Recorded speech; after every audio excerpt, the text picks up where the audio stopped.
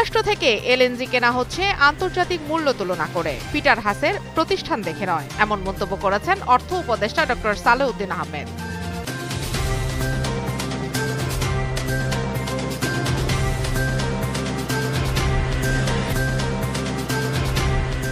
প্রত্যেক মানুষ যেন দুর্যোগের পূর্ব সতর্কতা পায়, তার জন্য সরকার চেষ্টা করে যাচ্ছে, এমন মন্তব্য করেছেন দুর্যোগ ব্যবস্থাপনা ও ত্রাণ উপদেষ্টা ফারুকী আজম।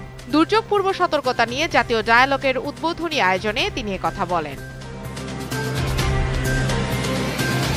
রাজধানীর সার্ক ফোয়ারা মোড় সংলগ্ন পান্থকুঞ্জ পার্ক ও হাতিরঝিল জলাধারের উন্মুক্ত স্থানে যে কোনো ধরনের নির্মাণ কাজে নিষেধাজ্ঞার আদেশ স্থগিত করেননি চেম্বার আদালত। আগামী সপ্তাহে এ বিষয়ে পুনরায় শুনানি হবে।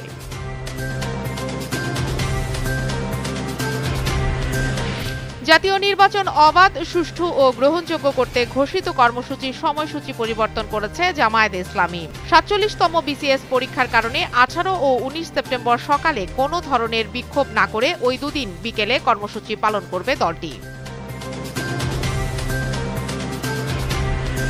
বাগেরহাট ৪ সংসদীয় আসন পুনর্বহালের দাবিতে জেলা নির্বাচন কার্যালয়ের সামনে অবস্থান কর্মসূচি পালন করছে সর্বদলীয় সম্মিলিত কমিটি।